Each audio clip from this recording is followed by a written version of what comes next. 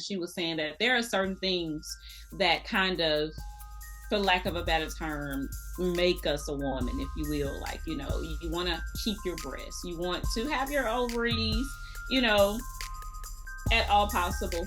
But mothering, being a mom is one of those things too. And the reality is, everybody doesn't want to be a mom. Welcome back, and thank you for joining us. I am T Grow. It's Tracy, Adrian, Denise, and we are Wife Life Tribe, doing life as wives and friends. What's up, ladies? Hey. It's so good to be back. Yes. Woo, baby. Life been life in. See, I'm outside. Yes. Oh, So shit. today- Would you like to tell the people your good news? Why you outside? Yes. We closed on our home this past Thursday. Whoop, whoop, whoop. And we did not want to prolong any more uploads, so we decided to make it do what it do. And I'm outside right now because the house is a hot mess. But we're going to make it work. Make it work, girl. So today we are talking. Wait, you also started a new job, didn't you? Wait a minute now. Oh, yes, I Girl, did. I did. It's in your season. Baby, what I tell you, y'all, there's people out there that's listening, y'all better stop sleeping on God, because he has been blowing my mind. A lot has happened in the past month and a half. We started looking for a house, which really wasn't planned. And then I applied for a job back in January, hadn't heard anything for months.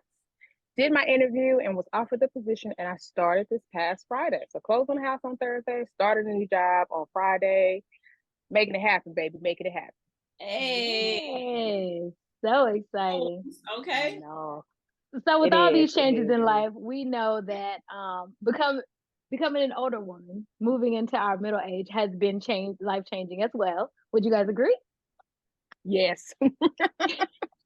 So today we are going to just kind of chit chat about some woman things. Oh God, yes. And we are wives, and you know, I am 4 years in the game, and some things that I didn't know was gonna happen as a wife happened. I feel like we talked about it a little bit at one point in the podcast, or maybe that was just a conversation. But today we are going to talk a little bit about it. So Toya, what's our topic? We are talking today about women's health. The woes, the woe is me, the ups, the downs, some of the stigmas in society, and how we maneuver through it, how we are handling and upping the game and keeping up with our women's health. Awesome. So let's rewind a little bit back to a few months ago when we talked about Honeypot. Before we jump into anything else, we are going to link our Honeypot video, which was before we even started doing podcasts. As we told y'all before, we have these weekly calls every week, not just with us, but with some of our other friends as well. So we're going to link that in the description. Make sure you go back and watch that, because that is hilarious. We are going to talk a little bit about our Honeypot experience here, but if you want to hear more, go back and watch that. Let's start with ouch. With ouch. That would be the word. That's it right there. Exactly. Cool. Listen. Like the extra strength icy hot. Amen to that. Period. I am not going to be able to give this the justice that it needs. I am still waiting on my product to test this out. I've only tested out the mild one. It just gives a little tingle. There is no mouth. There is no mouth. There's no mouth, baby. That was it. So she team Honeypot. But you know, Denise, baby, she tough. Lord. Let me just say, I'm a wimp, and I have a very sensitive lady area, and she was crying. She cried, and we cried together, and then I can't even say nothing else because it just feels okay. I'm sorry. But I mean, and I'm sure it's a lot of ladies out there that tried it, you know, talking to their girlfriends, girl, you got to try it. And each person's experience is different. And I know one thing we've talked about previously, I know for me, The first time I used it, I don't think I was on my cycle. I think I was trying to use it just for the sake of saying I used it. And I was like, Tracy, like, ouch, like, what is this? What the helicopter did I just put on? Because this ain't it. This ain't it. Who out here buying this? Why are we out here buying this? Because it was torture. I don't think I lasted 10 minutes before I quickly exited stage left and took that off. Well, I don't know what I had because I got a quick little tickle. I was like, oh, I feel that. And then it kind of faded away like a little bit later. It didn't last. I even got a wipe. The orange ones are more interesting than the cucumber ones. But yeah, I don't know what is up with those orange ones, but they have way more juice than the other ones. I would call it fire because I put it on, you called it juice. I needed some juice to splash on the fire because I was sitting in the bed. I was like, okay, I'm gonna try this. I sat there, I started sweating a little bit. You know how you eat something spicy, you be like, oh, my eyes watering. It wasn't even like that. I was like, oh my God. I took that joker off and never put it on. I think I passed to somebody else because although everybody says, Toya, I think you said this, it gives you, like, it helps you with your cramps and things of that nature. I didn't get no help because I couldn't get to the cramp. Put it on, take it off was that was it for me.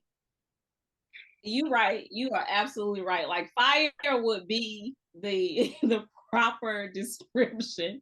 I was like, when I first put it on, it was kind of like, okay, that's different, interesting, maybe. And then after laying in the bed for a little while, I was like, oh, shit. Like, hold on. What's happening? Like, am I really feeling this?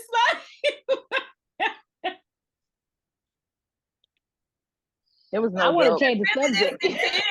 And we were like, why are people not talking about this? Like, I did not see any of this in the reviews. Like, why did no one tell us? Yeah. I think somebody said they even went to the reviews and the ladies were like, oh, this was good. And I think it was a few comments that were like, this made me feel uncomfortable. I want to double back to what Denise said. I had the wipes. I had no problems with the wipes. No problems with the wipes whatsoever. I don't think they had the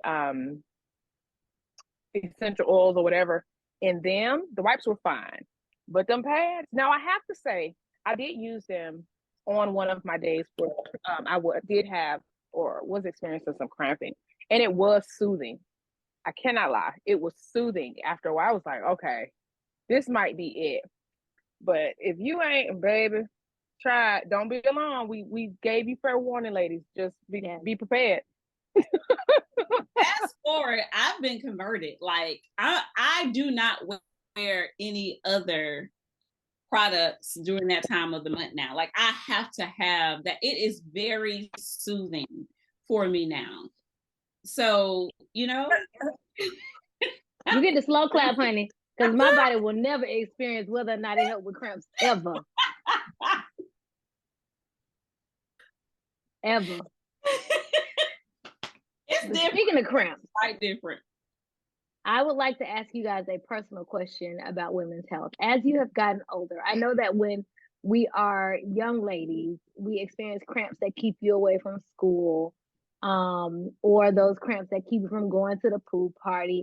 But even in our adult life, as I am 42 years old, am I 42? Yes, I'm 42. I'm 42 years old. I have more problems with my cycle now than I did as a younger lady, interestingly enough. And nobody told me that when I turned 40, these period problems was going to be a problem. Did you guys have like a heads up that all this was about to occur in your life? Or is this just something that I'm out here alone on? I didn't. I absolutely agree. Like there was nobody in my life that I can think of that was speaking openly about how your body changes, specifically menstrually, once you get over 40. So I agree. Yeah, I'm with T on that. Yeah, I've not had it like I think my issues have been with the hormonal side. Like, I think we've all said that I've had really bad hot flashes, like the week leading up to my cycle, to where I am changing clothes in the middle of the night because I have soaked my t-shirt. And it's like, where did this come from? And then of course you ask your doctor, and she's like, "Oh, you're not premenopausal, da da da da." Baby, this is something. Something is going on, and this was not happening before. Somebody can tell me something. I deal with the night sweats too now. When I'm doing my cycle, I mean, I deal with low iron anyway, and now vitamin D deficient, which, you know, we probably can talk a whole nother segment on that. But my fatigue and exhaustion is my biggest problem during my cycle. I don't really deal with cramps as much. I do cramp occasionally, but the bigger struggle for me is my energy level. Like, I bottom out. So that's my biggest struggle. Yeah, I don't have the cramping as much. That'll be more like a, oh my goodness, where'd that come from? Like, it'll be very rare. But I do get the tired and exhaustion. I am more of definitely the mood person. Like, it will be so bad that even I have to catch myself like, dang, why did I do that to that person? And then it was like, and then the next day it'll pop up. I'm like, oh, I feel so much better. And I have to be like, sorry, my bad yesterday. You know? Because there's times where I am so annoyed that I can see it. Like, yeah, it's like automatic and animate or whatever you want to call it. And you can see the anger building up. And then it's like, dang, I was tripping. And so, yeah. Yeah, my PMS is bad. My PMS has always been bad. I actually diagnosed myself with PMDD. I diagnosed myself with PMDD so long ago that I don't even remember what the DD stands for. I know it's a disorder, but it sounds like it should be anger or frustration in there. I heard on TV they was like, and if you experience this, you have PMDD. I was like, that's me. But the bad part about it is the pills that they were trying to tell me to take. Of course, the side effects were death, and I didn't want that. So I was like, I'm good on that. So I'll just walk around and tell people, hey, it's that time of the month. And sadly, it's been that time of the month during testing. So I made a meme about that I'll insert.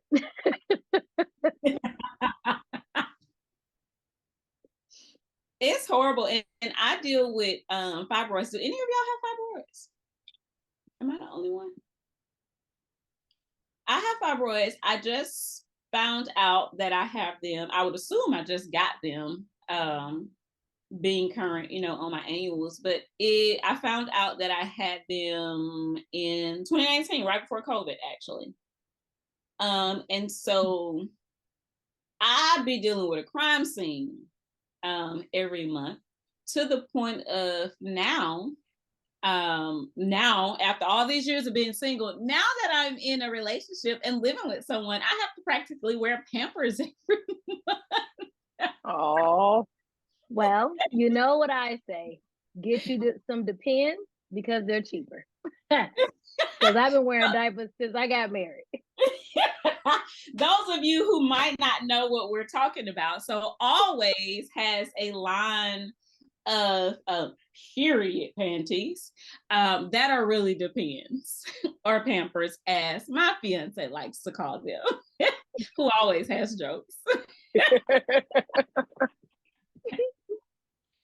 But to keep from messing up the sheets at night and constantly messing up my clothes, like, that was a reality that I had to try the option, and it works.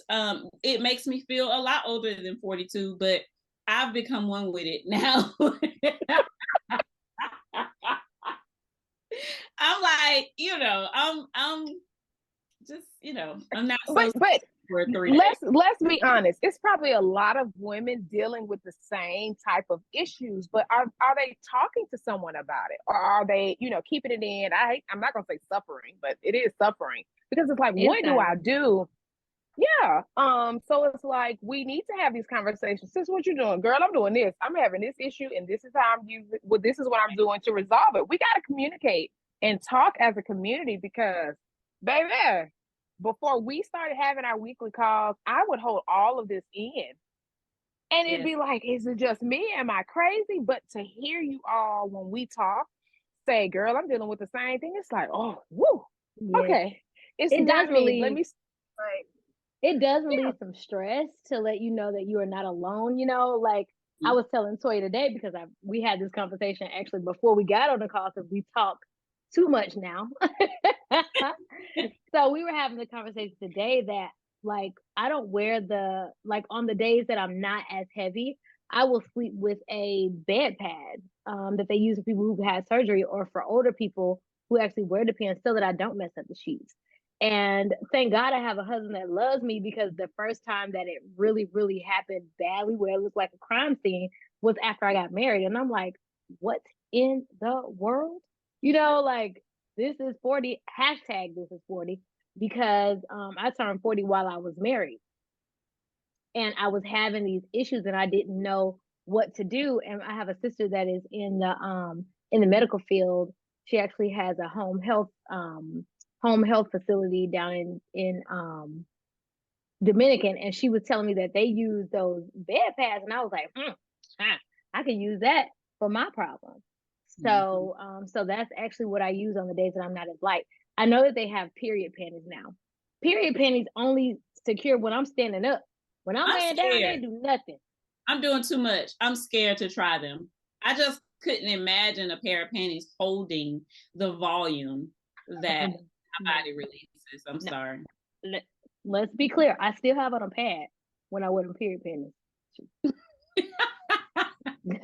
I was gonna ask that. So do you still have to? Because to me, and I know it doesn't feel like regular underwear. It still feels, because it's a little thicker than normal. But I would still feel like I still needed to wear a pad in addition to the underwear, just to have, mentally. Right. I'm sorry. No, you're fine. Go ahead. My mind can't process, like, how are they made? Like, what's the construction? Because on all of the commercials and the ads, they look like a regular pair of panties. They are not. They're like thick polyester satin type. I only wear it on day 6 and 7 because I am now a 6 and 7 day girl. And I put on the liner. Like, to be honest, I have on a liner and I have on those underwear, and they are thick and they're tight. I don't know if I have the right size. Maybe I don't, because one day my right leg, I couldn't feel it, because I'm just kidding. Baby.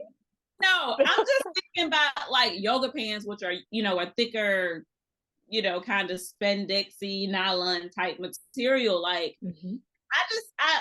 I feel like the blood won't have anywhere to go. It's not working in my, like I said, I can't process it. Maybe that's just too much of me, that old way that won't get out of the way, but it just, I don't see it working. Day 7, day 6 with a liner. These are just in case underwear, just in case that liner ain't holding, your body decide to do something different. I'm here. I got you, boo. Okay, I'm gonna definitely have to do the bed pads. That's a great idea. Yeah, it is. That's pretty smart. Because the reality is, man, I remember when we first moved in, when me and Rob first moved in together, and that first accident, like, I was so embarrassed. Yeah. And of course he did so well. Like, he was very accommodating and very understanding. And it happened like in the middle of the night, and it was like, a big deal. It wasn't no little accident. Of course, it wouldn't be a little accident the first time it happens. So, like, I had to get up and shower, and we had to change the sheets. It kind of like you're dealing with a toddler that you're potty trained. And I was so embarrassed. And he did really well with making me feel comfortable, but it's still, I don't know if that embarrassment will ever go away, even though, we of course have been together years now. And I still get frustrated with myself, when an accident happens. So I'm definitely going to have to pick up your idea and do the bed pads. You slide that thing right out when you get up. Every day when I get up, I just get up just in case. Thing right on out the bed with me. Gotta get the peroxide and It's okay. It's a reality of life, and men who love their women understand. And if they don't understand, they look for that clarity that they need. They're like, okay, well, talk to me about what's going on. It's not like a shameful thing, because there is no shame in marriage. Like, not for me anyway. I can't speak for everybody's marriage, but there is no shame in the things that happen that are just natural. And that's what my husband said to me the first time it happened, because obviously we are no longer on the first time. He was like, there's no shame in this marriage. Things happen. Things are gonna happen to me. Things are gonna happen to you. This is just a part of life, and it's our life together. Like that. And he probably was thinking, girl, you about to hit menopause anyway. And we're hitting menopause, but what do they hit? Exactly. Midlife crisis. Half of these men have been on a midlife crisis for half their life. Right. I told y'all about the TV situation. It's like, thanks. What's the TV situation? She looking like, you know what? I'm glad you say go ahead, because I don't even care. Here. Certain things will be left for our private conversation. The TV situation, Adrian, help. You're not saying anything. Share it without oversharing, do you think? No. Leave it alone. Ladies, out there in the world who have that husband who has a television in every department of his life, and then the big one, the flat one, and the one that's up and coming on his list to buy on Amazon. You already know. So anyway, all the people who, what's the TV app? That's the TV situation. That's the TV situation.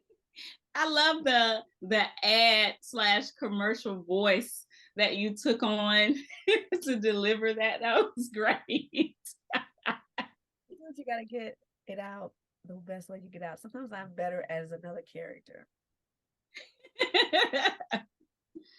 Yes, well, it is what a TI is, and everybody goes through those situations. So have either of you, I'm sorry, had the hysterectomy conversation either with your spouse or your best friend or sibling, your sister, if you have another sister? Are we at the place of considering hysterectomies? Has that been a reality for any of you? Oh, for the situation that we're in, yes. I would probably be all about it, but I haven't had a doctor who said I had to have it, so it would be an upcoming conversation. That's good. So I do not want to get pregnant. So my husband and I kind of explore what we can do. I tried to get him to get a vasectomy through talking to one of our friends whose husband had a vasectomy, and that's a no-go. So I am willing to not have a child, because my grandmother had a child at an older age, and I don't want to be like my grandma as it pertains to having a child at 44 or 45. So I had the conversation with my husband about having a hysterectomy, which means no sex for 6 weeks. He had to think about it. So I ended up going to this is about to be way too much information, and he probably won't be pleased with this episode, but I ended up getting an IUD. And I had the IUD, just to prevent pregnancy. And then they said it may help with my cramps. Well, and it was supposed to stop my cycle. I was still having a cycle. I was still having cramps. The IUD did not work for me. So we got rid of the IUD, and then I was going to go in for a hysterectomy. Went in for a hysterectomy, and I was pregnant. Yes. Yes. Yes. So so I was unable to get the hysterectomy due to having a positive pregnancy test, which ladies, if you have an IUD and you get it removed, try not to have sex for 3 weeks unless you want to have a baby. So I was at that time pregnant, and then I lost the baby, and I decided that maybe it was God saying it's not time for me to have a hysterectomy. So I did not have the hysterectomy. So now I'm sitting with this uterus that is able to get pregnant. And we are now revisiting the conversation. So to answer your question short, yes. I am interested in having one because I want to get the little laparoscopic what I think that's right. whatever they suck the Mhm. yes. So I want to get Like that done. the scraping or whatever. Yes. But I want to make sure that I don't have cramps because my cramps are a problem. I don't have a period. I want to make sure it's all gone. What about you? I have had the conversation. The last so when I found out I had fibroids, I was getting all of my annuals were being done at my general practitioner's office. I did everything there. The what you call the lady, the nurses practitioner, that's who did my female physicals. So I did everything at my regular doctor's office. I didn't go to an OBGYN because the OBGYN that I used to go to, he was a Black man, but he was great, but his office staff were not efficient. Like I would go for an appointment time and end up being in there for hours, and I don't have time for that. So I was just getting everything done at my regular doctor's appointments when I would do my annuals and all that, whatever. Well, that's when they found that I had the fibroids during one of my annual checkups, my PAPs. And I had a really hard time finding an OBGYN. I actually just found an OBGYN that I already really, really love going to. He's a Black man, which I was trying to go to women if I could. But it brings me to another topic because the issue that I had finding an OBGYN was, as a Black female, we know that it can be very dangerous for us in the health industry, in the medical industry. A lot of times, health professionals don't take Black women's health issues serious.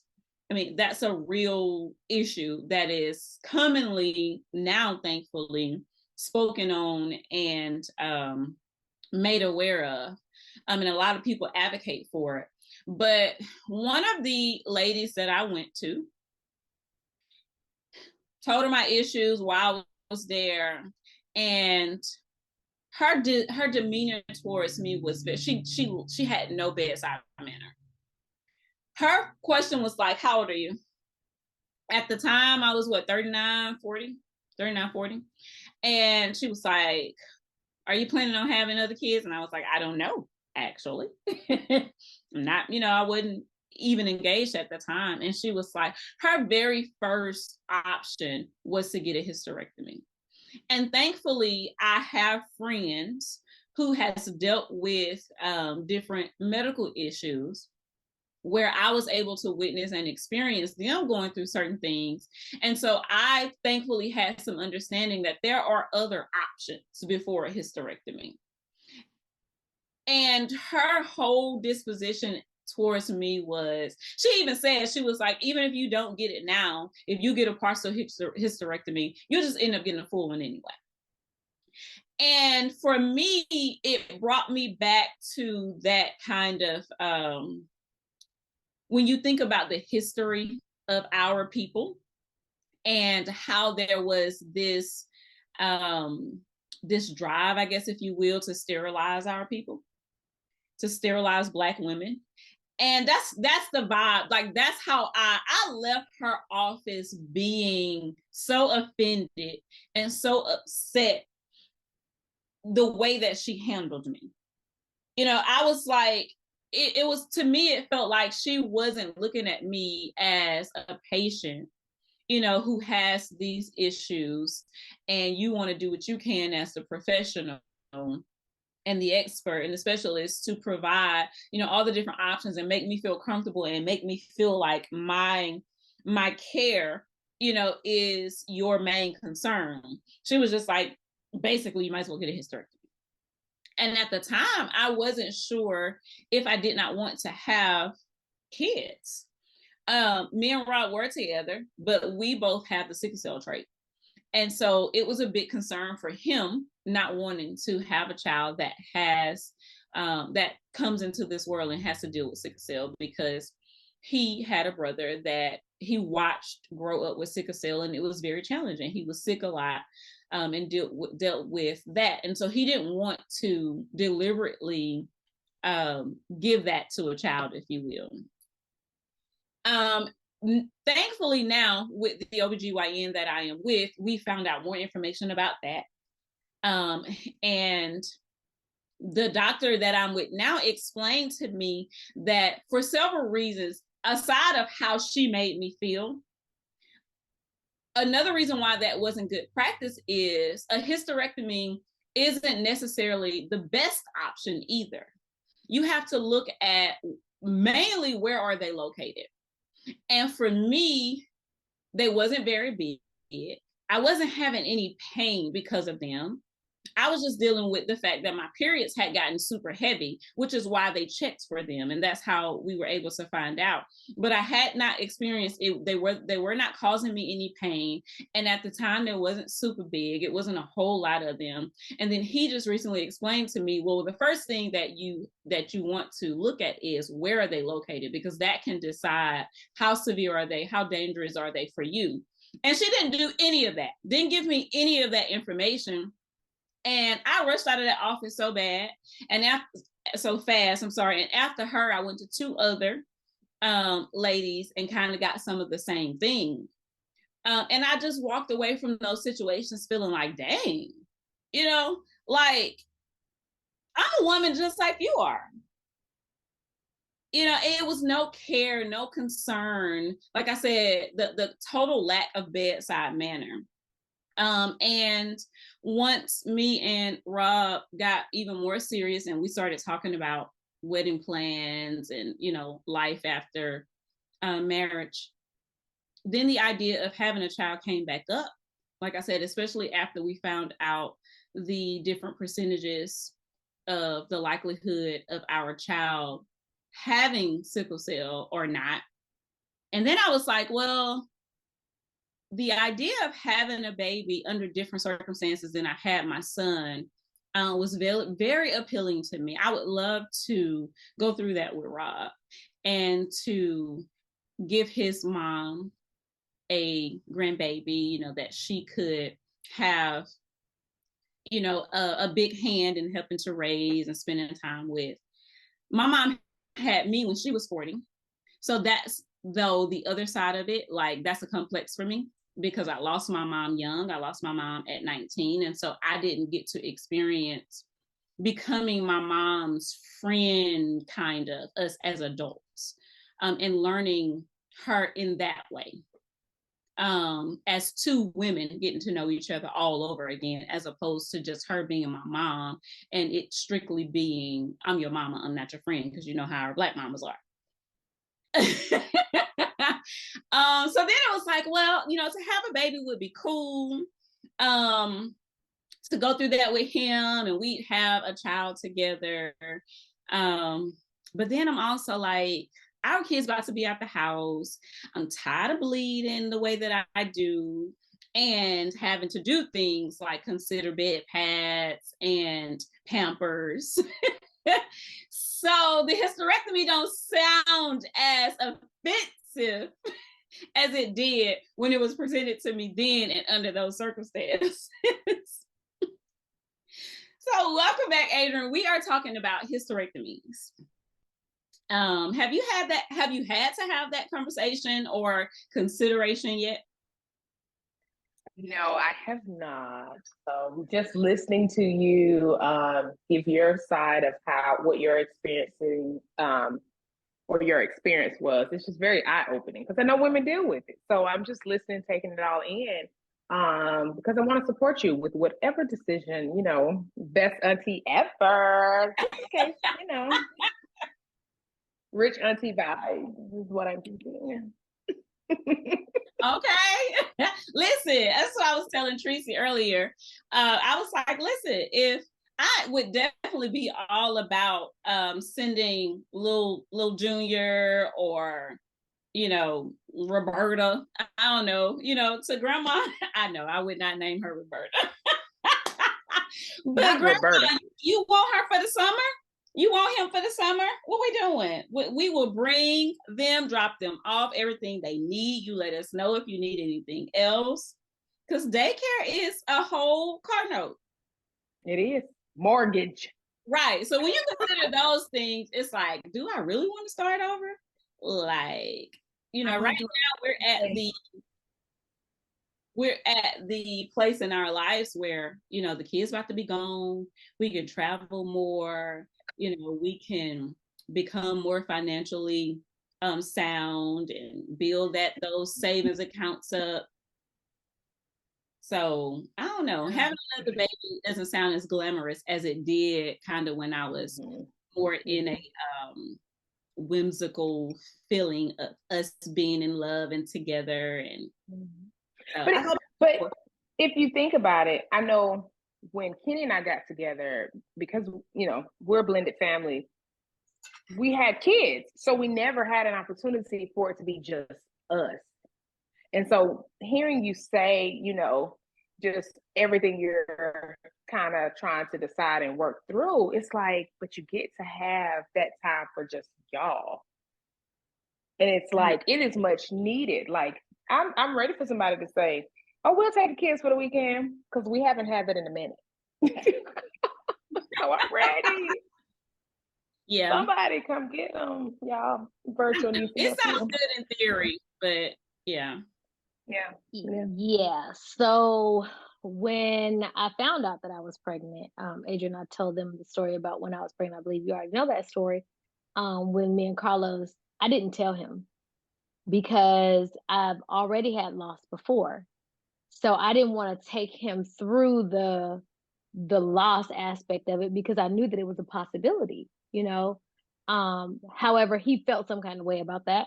He was like, when you go through loss, I go through loss, and we're in this together, But then we were like, but wait, we don't want to have a baby. So what are we going to do nothing, y'all, we ain't doing nothing to prevent it.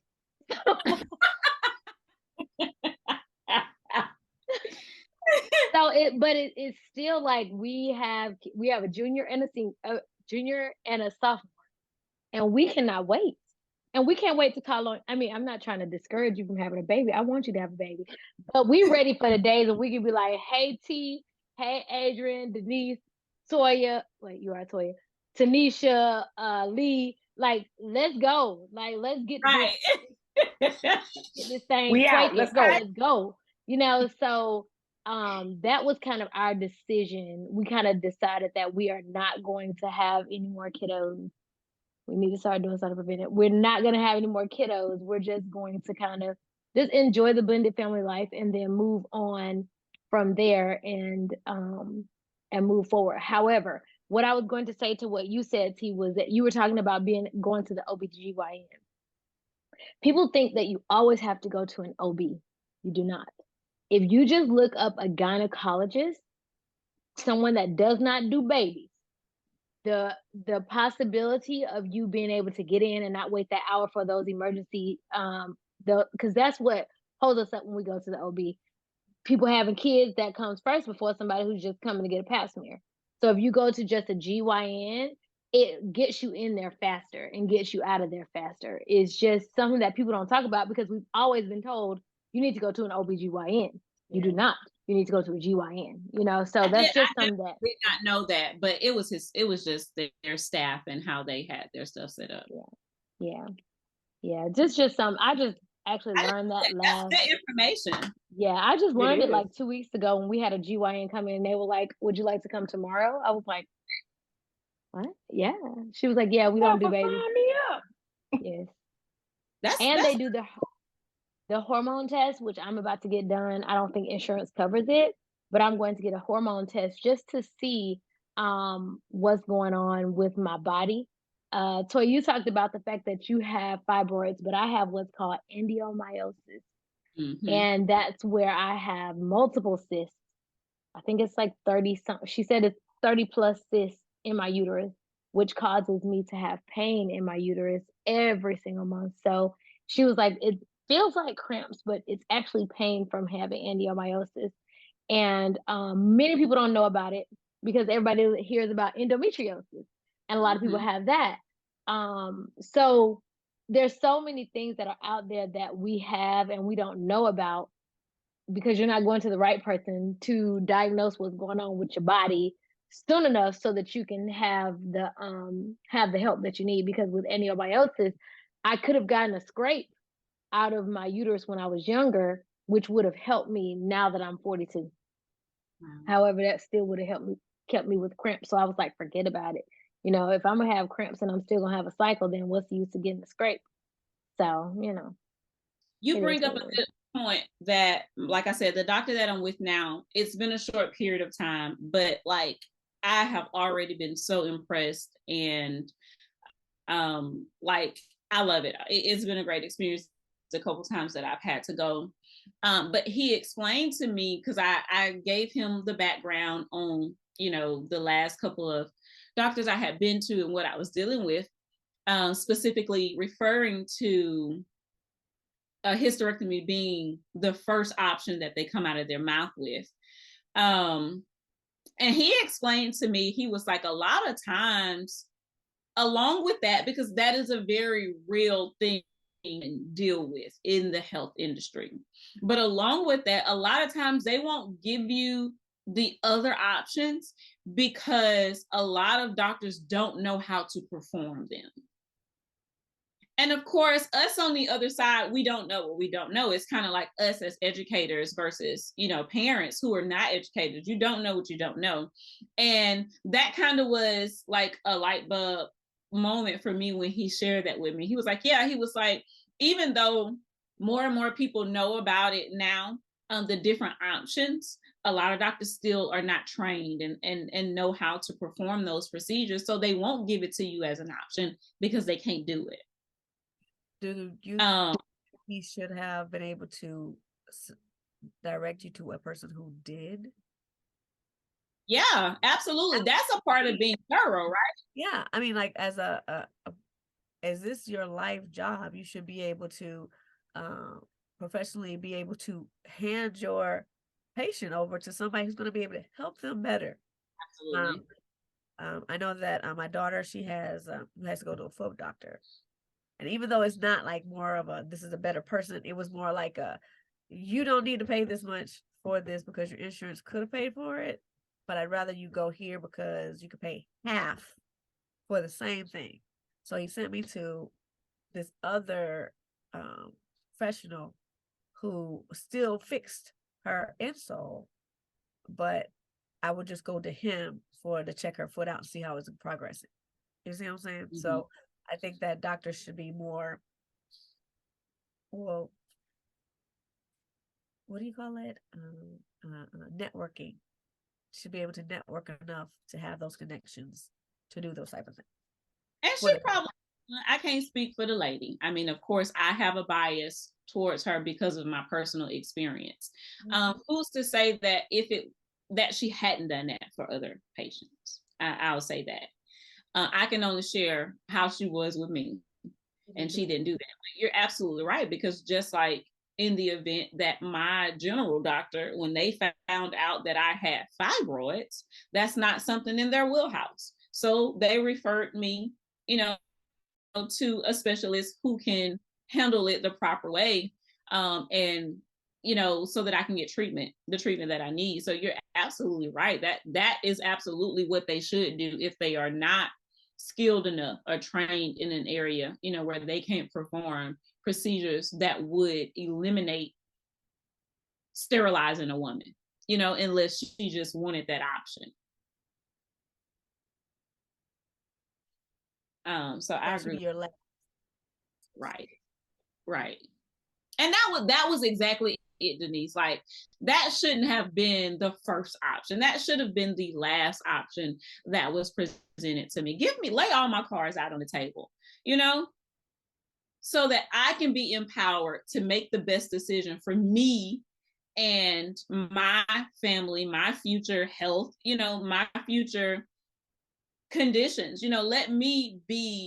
Give me the tools and the information and the resources to be able to make a sound decision that's best for me. Don't take that power away from me. Right, because I'm not that person.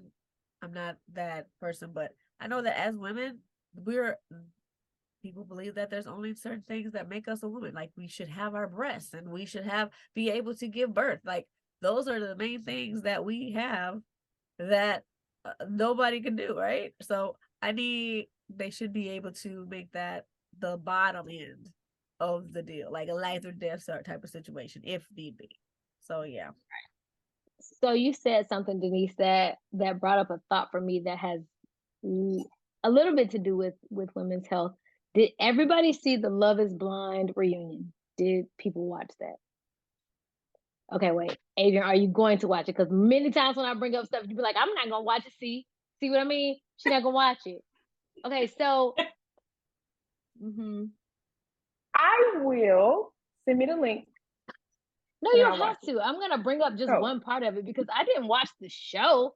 I only watched the reunion because I thought Netflix was going to give a free month to people who tried to get on the show. And then I just so happened to get on and it was on. And I was like, screw this. Pissed. So, thank you for being honest. No problem. Hashtag Netflix, hashtag Love is Blind, hashtag I watched it, hashtag question. So I felt like I was offended. Now, I'm a woman who has had, I don't know how I should tell the story. I'm going to tell it backwards. The lady on the show kept asking the question to the couples, when are you going to have children? When are you going to get pregnant? When are you going to? I was so offended, as if I was a woman that could not have children. Yes. But I know so many women who are unable to have kids that it hurt my heart that she continued to press the fact. When are you going to have children? When are you going to give us a Love is Blind baby? That just irked me to my core because I know so many women who are unable to have children. And when you put that type of pressure on women, it makes them feel like this is something that they have to do in order to be a woman. And it is not. Yeah, she would have been looking real crazy had somebody said, oh, I can't have kids. Or I lost 3 babies, because that's the thing. I've lost 2. You know what I mean? So it's kind of like, you don't ask people those kind of questions and put that kind of pressure on people. But people that are in the entertainment industry, I don't know if it's just the entertainment industry or if it's people who have just freely been able to have children, always put that pressure on women. It's always, what's that next thing when I just need to be rejoicing in where I am. Those people just got married. Let them rejoice in the fact that they are happy and they are married, rather than putting the pressure on them to say, you need to go to your next step. Your next step is having a baby, because everybody's next step is not having a baby. No, I'm sorry. Nobody's trying to do that for athletes. Like, you're a football player and you are a track star, and nobody's trying to say that the question, if a girl track star got, what is it? I don't think I'm saying the right star. I see you saying track star. I think that's the rap song. A girl athlete gets pregnant. That's the first thing they say, oh my goodness, her career is over. Right? So why is it that you're a artist or you're a movie star and it's like one of those big things, or you're in the media, like, this may not be their step right now? Do you know how many people have children who don't need to be having children right now in this life? Leave these people alone. Stop doing it to the children. If I hear another story about another actor kid whose parent had lost their whole life because they were trying to make them this and they did all these illegal things to get them there, leave these children alone. Let these people, let them be. Like, I don't understand. It just hurt my heart. It was every time and I swear it was over 10 times. Mm-hmm. Sorry, it's just a thing. Actually, I have been there. Actually, Tracy, I worked with a woman, and she was always. I would. She was my team person, and I would like complain like, "Oh, I'm so tired because at the time I had Tyler Dewan running around driving me crazy. It's my first job being in education, and I was like, oh, I'm just so tired. I really got to do this. I got to do that." And she always had everything so nicely prepped and things like that. I said, "Oh, I just wish I had more time to do the stuff that you're doing." And she's like, "Oh, I wish I didn't have so much time." And then she told me her situation where she had been trying with her and her husband. They were such good people.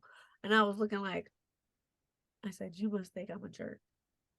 Like, I complained all the time. I said, "You must think I'm a complete jerk." She's like, "No, I don't. I know that is this, and this." She was such a nice woman. And I was like, so I got caught in that situation, kind of like not being that, what seeing the same things, but it felt the same way. And so, Mm-hmm. yeah, you never know a person's life or the situation. So, yeah, I understand, Tracy. Yeah, we have to just be careful in the things that we say. Some things are unintentional. Like, no, that lady didn't mean nothing by it. I don't know her name. What's her name, T? You know her name? Vanessa Lachey. Oh yes, Nick's wife. Yeah. And I think they have what, 7 kids? Horrible Like, host. I'm sorry. She was a horrible host on this show, but oh, I didn't think she was horrible. I thought she was a bit aggressive. she was horrible. Did you watch the season? No. Okay, so She was maybe, very biased Towards who? towards some of the couples. Like Kwame and girl.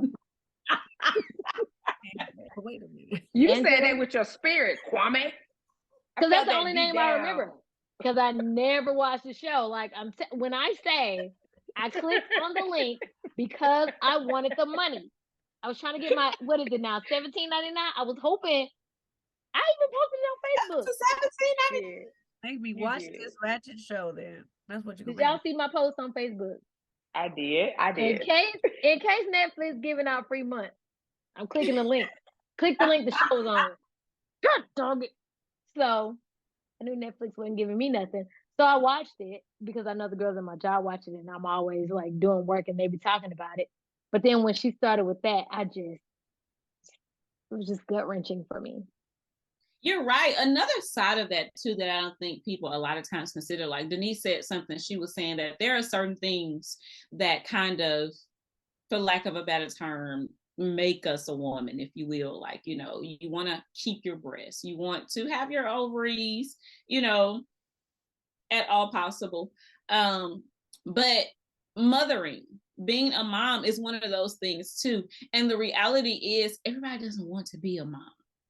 And when you put that pressure, when you put people on the spot like that, somebody who's sitting up there who may not want to be a mom wouldn't necessarily voice that on a national TV platform because, you have kind of this, you already thinking in the back of your head that people are going to think I'm horrible if I say I don't want to be a mom. Because that's a part of being that's a part of being a woman, that's a part of being a wife, but everybody doesn't want that for their lives. And there's nothing wrong with that. And so when you put those questions out like that and you put people on the spot, you could have that person that's sitting there who don't want it, That's so true. I didn't even think of that aspect of it, T. Some people don't want to be a mom. And some people do, and can't. So It's like, what do you do in that situation? What do you do in that instance? You just watch your words, Vanessa. Watch your words. Right. I have another question for y'all. So we're talking about hysterectomy, because of our age, of course. We just crossed over into the 40s. And so these are real conversations and real realities for us right now, or real realities in the thing. Reality. Fake reality. I mean, so of course, like I said, we're at that time, and I just had my first mammogram. And of course you hear, yes, I just had my first. Your first? Wow. I'm like on mammogram 6. I think I've been having them every year since college. So all of my stuff says 40. So at the age of 40, you start having them yearly. It depends on your life situation, because Yes. I know we have a friend who had some biopsies done. So she had to have mammograms at a young age. And because she had them at a young age, I started having them younger. Gotcha. Mhm. Yeah. So we'll and let you I, tell your story as go ahead. Well, Thank I'm you, not sorry. consistent as y'all, but I have had, but I know that if I'm not sick, I'm not going to the doctor. So it's been like probably this far up in between. So this episode is for you. No, what You are our target audience. my target audience. What were you about to say, Adrian? No, I've been having them since college. I had something weird happen to where I just something weird, and I guess because family history, I've had them. Yeah, I have them every year. I have every year, because I think the doctor was watching something going on, and so Gotcha. I get the girls picked. Let go, smash them up. Let's get this out of the way. So what was your experience like, honey, since this was your first? So this is gonna sound crazy. Y'all know my mind work a little crazy sometimes. So just kind of the complete opposite extreme of how I was talking about how I went in the office and I was offended because the lady was asking me about hysterectomy, and I know how Black women deal with their health issues not being taken seriously. Because a lot of the stereotypes that have been put on us from our history. The flip side of my thinking to that is I was in that office, y'all, thinking, am I like an example of what the slave masters thought about Black people and their threshold for pain? the honeypots made me think about that too. So because you know how every they person's face. So lost. Go back, honey. Run it back. How? Go ahead. So you know how there was this history like white people during that time, not our, brothers and sisters of this generation.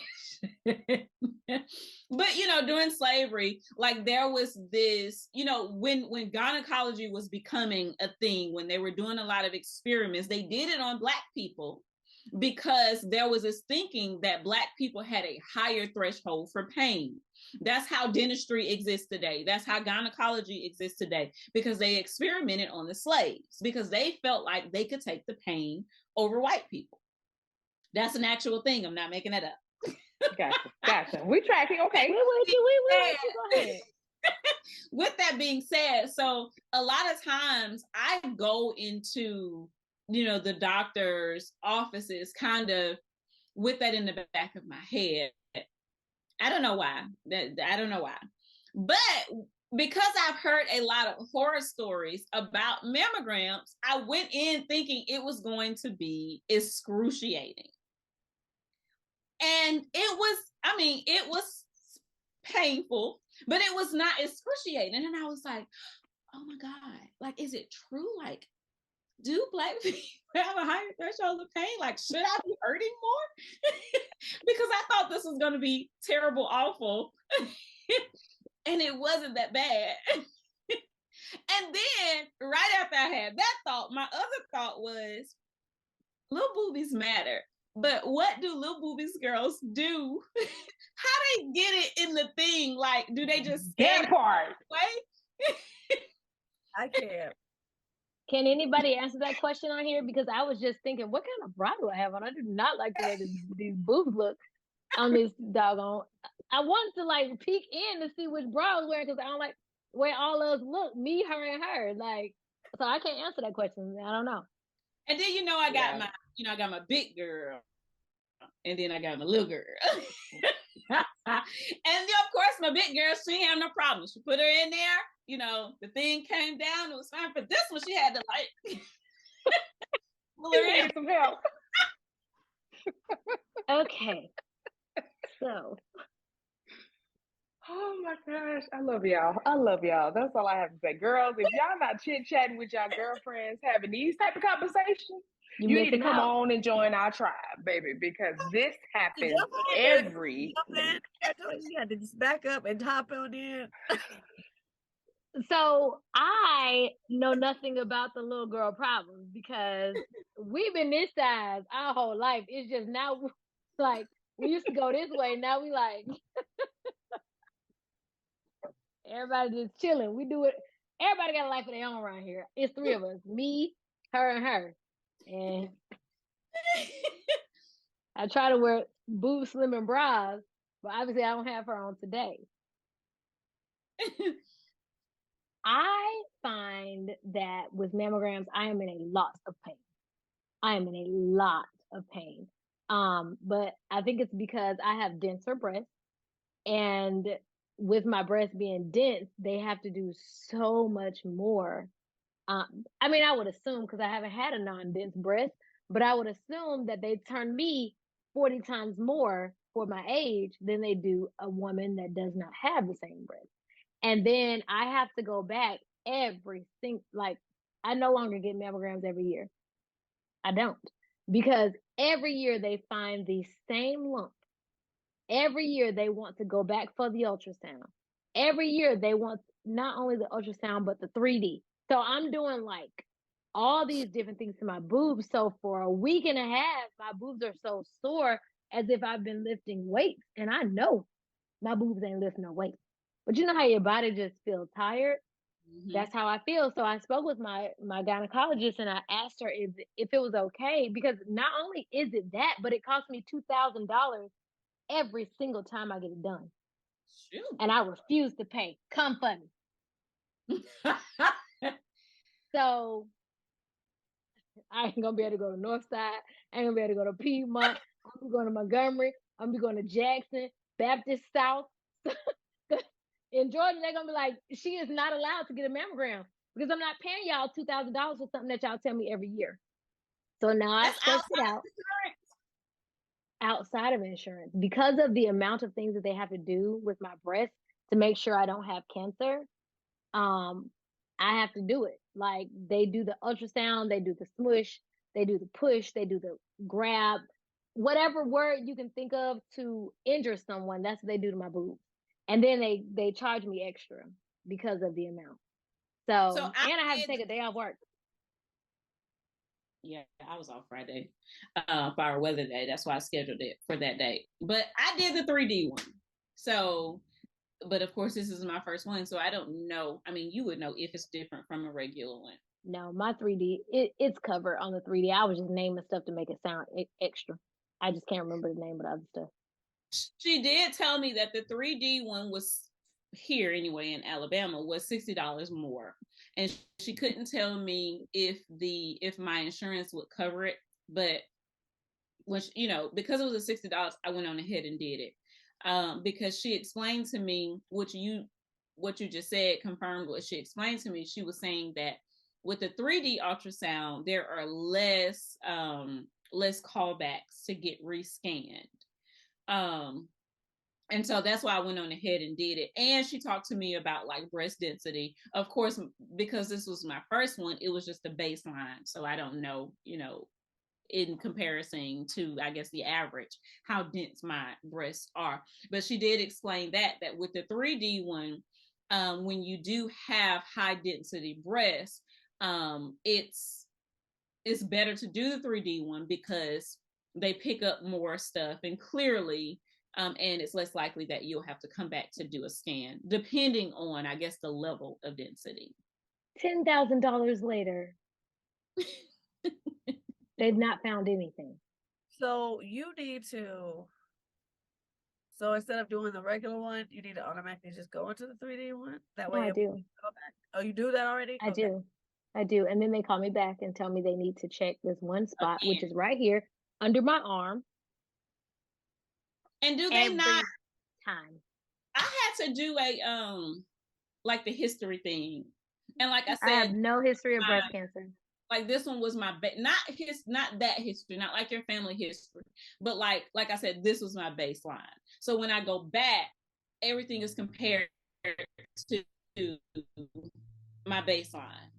So I've had the and baseline. Even with that, they still. I have even had the cancer screening. I've done the blood work. I paid $1,200 to have because my father had 2 types of cancer.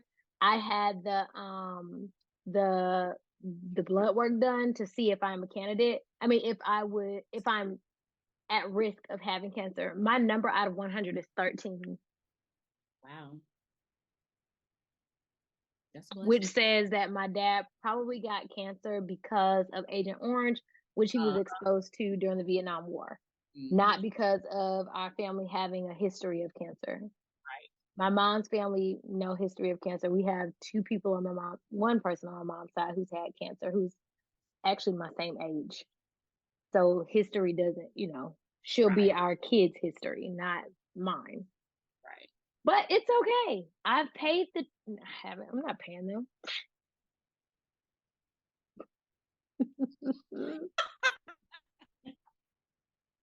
So Denise, have you had more than one? I have to say maybe 2, maybe at the most. What was your experience? Was it super painful for you? No. I think more at the time. One of them I had probably what do you call them? Not the tickle bitties, but the itty bitties. And so it's more like a press on and put it up against the screen, and then they clamped it as much as they could, and we just called it a day. That was it. And then Lucky Smucky. I haven't had any since I've grown my double D's, so we'll have to go check those out. Yes. We got to do our here, y'all. We give sizes out here. Okay, we're not scared. Not giving scared. Again, I'm not giving sizes. You can just. I'm 5'1". That should be an episode also. The day you go to and thought you were going to get size, then you already thought you knew your size, and then they measured you. Boom, bang, pow. Hurt your heart.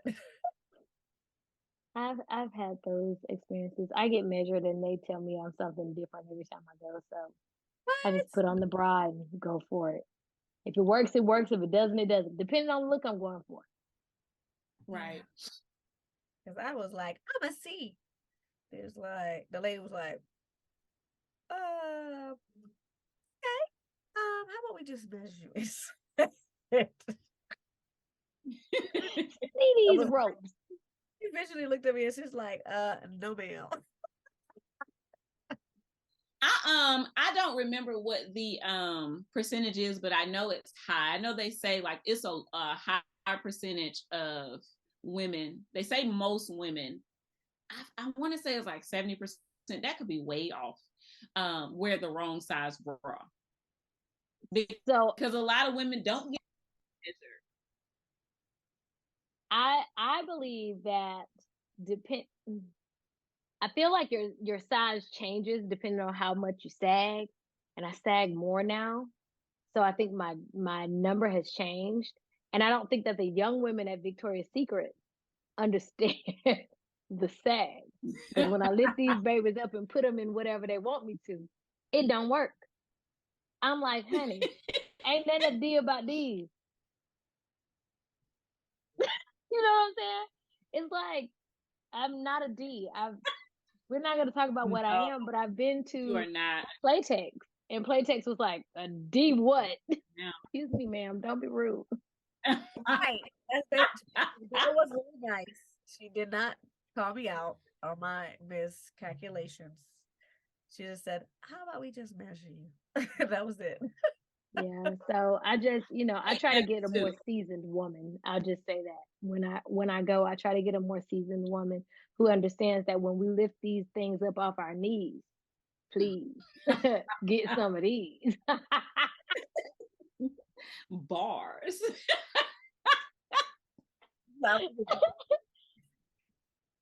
So that's what's up. I wanted to know what y'all experience was. I was like, there was pain, of course, but it was not like, I assumed I was going to be like wanting to scream. And I was like, it was not that bad. I mean, it was uncomfortable. There was pain, but it was not that bad. And it was quick. I will also say that I want to take the ancestry because I was in pain.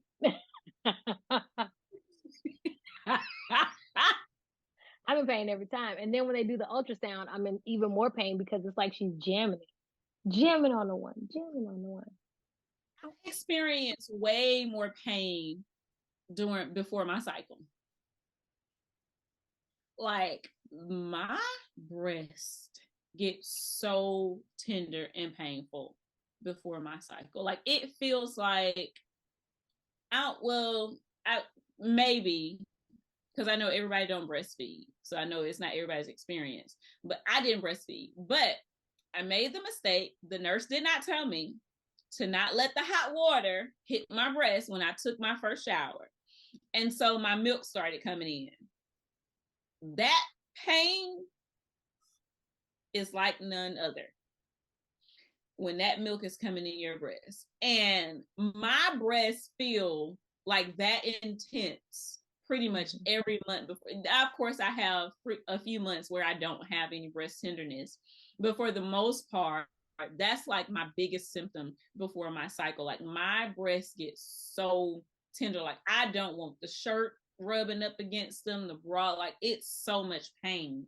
And so I was thinking going into the mammogram that to squeeze them, I was like, that's going to be the level of pain that I was going to experience, but it was not. It was pain, but it was like, okay, pain. I bet if you go around your cycle, it's going to be pain. Oh, absolutely. I would not. I would reschedule because don't touch me. So, Denise, I don't know if you had a comment about that. Were you about to say something there? So I have the same problem with right before my cycle, my breast being very tender, but that's nothing like when I got, what is it called? When your boobs get like it starts with an E. I can't think of the word. But my sister-in-law bought me some cabbage. And this is for those young mothers out there. When your boobs get, what is it called? Engorged, like right? you engorged, yes. I don't know, but that's what I had to do. Engorged, Denise is right. My breast, that I could sit my face on breast and just chill because they were so engorged. And then my sister-in-law bought me some cabbage, y'all. I love her for that to this day. And it just started releasing. And it felt so great. I was like, somebody catch the milk. Hallelujah. Yes. My child just walked over. You're like, what? Jason's mom, God bless her for the one thing she did. She, because I was in so much pain, she put them in the freezer though. So I had just the relief of the cabbage and they were cold. And then we used the ACE bandage. Yes. Oh my God. That relief was like, woo! Thank you, God. I love cabbage to this day. And I had never heard that before until I heard about it. I wasn't prepared. Told Amanda what to do to help me. Yeah, cabbage. I had, and I think that's why they sag so much now because they got so big and stretched, and now they just like, whew. 15 years later, we still relieved.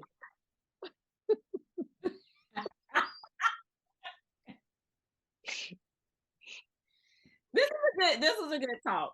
It was. Moral it was a real talk. Yes, it was 3 a big real things talk. to take away. Find you a GYN if you don't need the OB. Yeah. Use cabbage if you're engorged. Yes. What would be my third takeaway? Y'all got a third takeaway?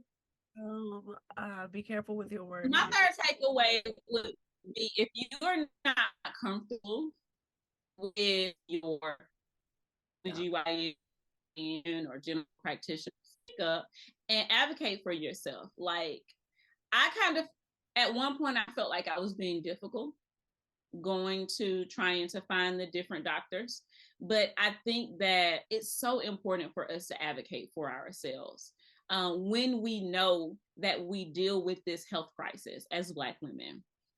So if you're not comfortable, if your doctor is not providing you the needs on a level that you feel like you are worthy of, find somebody else, because you're paying, after all, you're paying your money.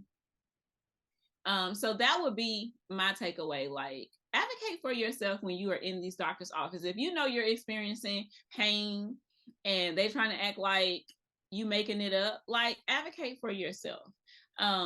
Go and get your annuals, do your breast exams, go and get your mammogram. It's not as bad as they make you think it is for some of us. So those would be my takeaways. Any takeaways, Denise? I think my takeaway was going to be careful who you're talking to about who should have children. Yeah. Decorum, right? Have decorum. Yeah. Know when it is appropriate. Know when sometimes you don't know people like that. You know people like that, and you never know what their issues are, what their past history is, what their futures are. So yeah, be careful with how you want to celebrate people, because sometimes it's like, oh, you're married now, let's have a child. No. Yeah. I think that in laws, we need to cut that out also. It needs to be broken off immediately. Listen, that could be a whole nother podcast topic. Just family members and the comments that they make. Honey, if I hear another, ooh, girl, you big, you done gained a lot of weight since you've been in that relationship. Stop it. Right. So that could be a whole nother topic. You are absolutely right. Watch your mouth. Please.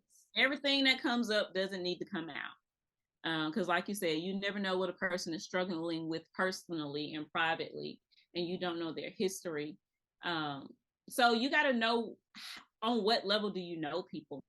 Like, I would feel comfortable with one of you asking me, about if me and Rob are having kids, but somebody I work with that I might even consider a friend, it still might not be a comfort level where they should, I would want that question coming from them, or I would feel comfortable telling them, how I truly feel or what my fears are, surrounding that. So know what level of comfort you have with a person. All right. And I think that with all of this lovely information, I will be happy to say thank you, Queens and Kings, for listening to another great episode. And please remember to like and subscribe. Also, please share our podcast with your Wife Life Tribe. Peace out.